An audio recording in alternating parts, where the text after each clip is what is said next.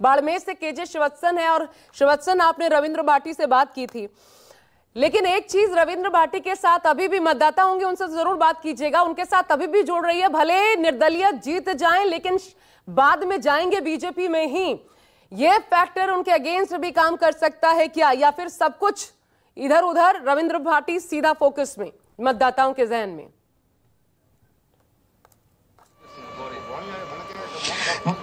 जी देखिए, आपके सवाल का जवाब देने से पहले मैं कुछ आपको तस्वीरें दिखाता हूं कि इस वक्त मैं रेगिस्तानी इलाके बाड़मेर में हूं। यहाँ ये आप नीचे देख सकते हैं, ये रेगिस्तानी मिट्टी है। जितनी ज्यादा धूप में गर्म होती है वह ऊपर जो आसमान से सर पे जो टेम्परेचर आता है, गर्मी होती है, वो ये इस गर्मी को और भी बढ़ा देता है, यानी कि आग उगलने वाली।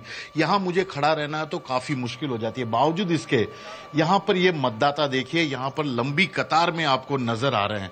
ये शायद लोकतंत्र की एक अच्छी पहचान है। पीएम नरेंद्र मोदी और बड़े नेताओं की अपील के कारण ही हो रहा है कि इतनी धूप के बाद भी यहाँ पर ये लोग वोटिंग करने आए। अब आपने जो सवाल पूछा, मैं इन्हीं से पूछता हूँ कि ये क्या सोचते हैं।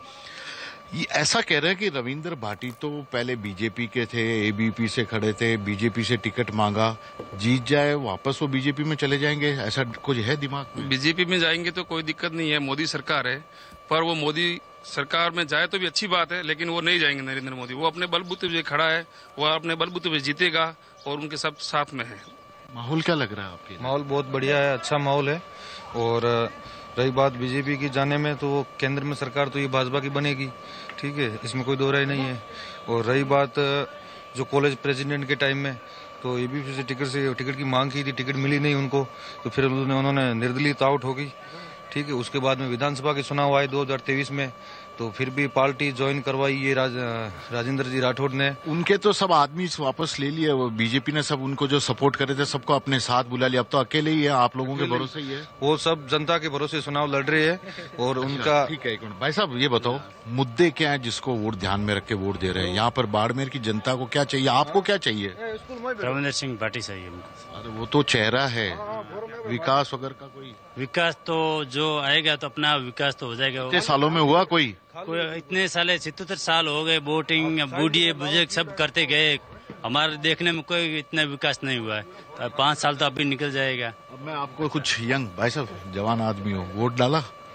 कहाँ है अंगुली निशान? ये इन्होंने वोट डाला है। अब बताओ क्या सोच के वोट डाला? कुछ विकास हो जाए।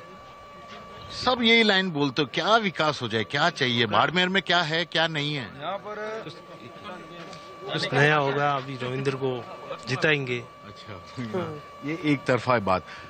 क्या है भाई साहब आपके बाड़मेर में, क्या है? सड़क आपके गांव में आ रहा था मैं यहाँ पर, आमने सामने का है, त्रिकोणीय है, कोई फाइट है भी? जरा पूछे आपके 10 साल जो एमपी थे या इससे पहले एमपी क्या? पहले कांग्रेस में थे, काम करवाया कांग्रेस ने काफी।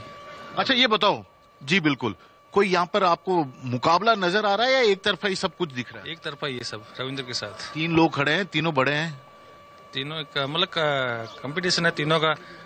एक तरफा वोट रविंद्र सिंह हो रहा है यहाँ। वैसा मुकाबला नजर आ रहा है या एक तरफा ही हवा कहीं न कहीं बह रही है? नहीं, मुकाबला है वो किसके बीच में? रविंद्र सिंह और अमित राम, कांग्रेस के में का। बीजेपी वाले वो तो मंत्री भी रहे, केंद्र मंत्री है, तो वो तीसरे नंबर रहेगा। तीसरे नंबर यही है, रविंद्र सिंह चल रहा है यहाँ पे, बाकी तो सब जो आ रहे हैं जा रहे हैं, बाकी कुछ नहीं है। आ रहे जा रहे कैसे? कांग्रेस भी बड़ी है, बीजेपी बड़ी है, लेकिन 3 पार्टियां हैं, लेकिन सबसे आगे रविंद्र सिंह चल रहे हैं। क्या मुकाबला? सब रविंद्र सिंह। अरे मुकाबला है क्या? मैं तो कह रहा हूँ बहुत बड़ा मुकाबला है और जीतेगा भी रविंद्र सिंह भाटी। और मुकाबला तीनों की टक्कर है, लेकिन भावना कह रही रविंद्र सिंह जीतेगा। बस रविंद्र सिंह, बस हमको तो वही बंदा चाहिए। ये क्या बोल रहे हैं? रविंद्र सिंह कर रहे हैं। ये बात तो कर रहे, सही बात है, बट मुकाबला कांग्रेस और निर्दलीय के पक्ष में है, ठीक है। और रही बात जी सांस है रविंद्र सिंह भाटी के चुनाव जीतने का।